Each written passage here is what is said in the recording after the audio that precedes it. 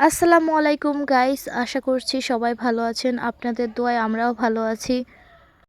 তো আজকে রাতে আমরা সবাই মিলে বারবিকিউ করব। তো সবার আগে তার জন্য আমাদের একটা চুলা বানানো দরকার। তাই আমার চাচি এখান থেকে মাটি নিচ্ছে চুলা বানানোর জন্য। এই যে এখন আমাদের মাটি নেওয়া কমপ্লিট। তো এখন চুলাটা আমরা বানিয়ে নিব। তো ভালোভাবে চুলাটার চারপাশ মাটি দিয়ে ঢেকে দিচ্ছে। একটা চুলা বানানো কি যে কষ্ট গাইস।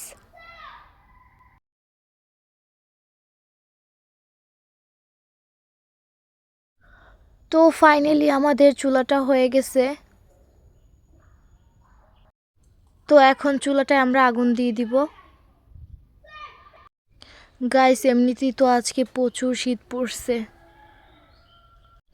চুলাটা বানিয়ে এক হিসেবে আমাদের ভালোই হয়েছে।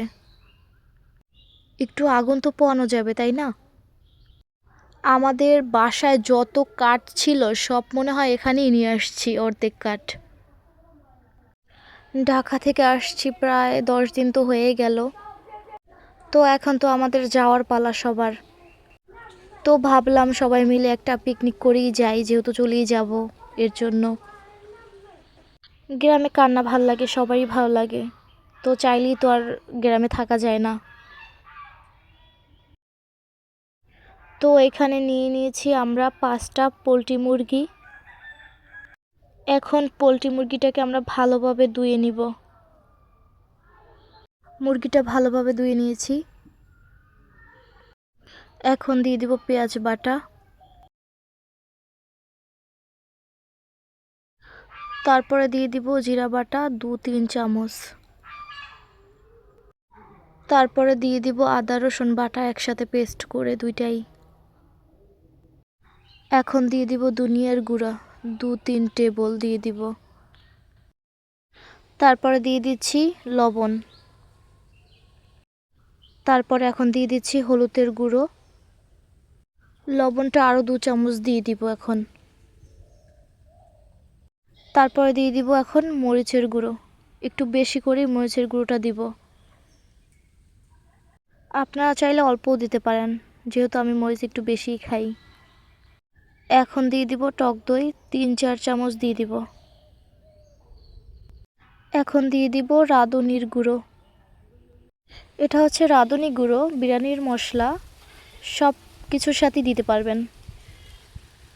এখন দিয়ে দিচ্ছি সয়া সস। আমি মশলাটা বানিয়ে 10-15 মিনিট রেখে দিয়েছিলাম, আপনারা চাইলে সাথে সাথেও দিয়ে দিতে পারেন। মশলাটা কিন্তু খুব ভালোভাবে দিতে হবে মাংসের ভিতরে ঢুকিয়ে, যাতে খুব ভালোভাবে মশলাটা ঢুকতে পারে। 5 মিনিট ভালোভাবে নাড়াচাড়া করবেন। এখন দিয়ে দিব অয়েল। অয়েলটা কিন্তু একটু বেশিই দিতে হবে। এই যে অয়েলটা দিয়েও কিন্তু সেম 5 মিনিট এরকম ভালোভাবে অনেক নাড়াচাড়া করতে হবে, যাতে অয়েলটা ভালোভাবে ঢুকে। এই যে খুব ভালোভাবে পেস্ট করা হয়ে গেছে। এখন আধা ঘন্টা আমি রেখে দিব। এই যে এখন আমার আধা ঘন্টা রাখা শেষ। এখন চিকেনটা দিয়ে দিব। একটা একটা করে ভালোভাবে ছড়িয়ে ছিটিয়ে দিতে হবে, যাতে একটা আরেকটার পাশে না লাগে।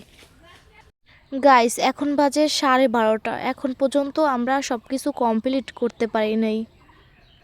বারবিকিউ করতে গেলে অনেকটা ধৈর্য লাগে, এতটা ধৈর্য মনে হয় আমার ভিতরে নাই। আর গাইস একটা ভিডিও করতে যে কি পরিমাণে কষ্ট হয় সেটা আপনারা নিজ চোখে না দেখলে বুঝতে পারবেন না কখনোই, যে কতটা কষ্ট হয়। সে বিকাল থেকে মনে হয় কষ্ট করতেছি, এখন বাজে 12:30, 1টা বেজে যাবে, 1টার কাছাকাছি। কিন্তু তেমন একটা আপনাদের কাছ থেকে সাপোর্টও পাই না। এত কষ্ট করে কি লাভ যদি আপনারাই না সাপোর্ট করেন বলেন? তো আমি আশা করছি, আশা রাখছি এখন থেকে আমাকে সাপোর্ট করবেন। এখন রুটিটা বেজে নিব, ভিতরে যাতে কাঁচা না থাকে, একদম পোড়া পোড়া হয়ে যায় রুটিটা।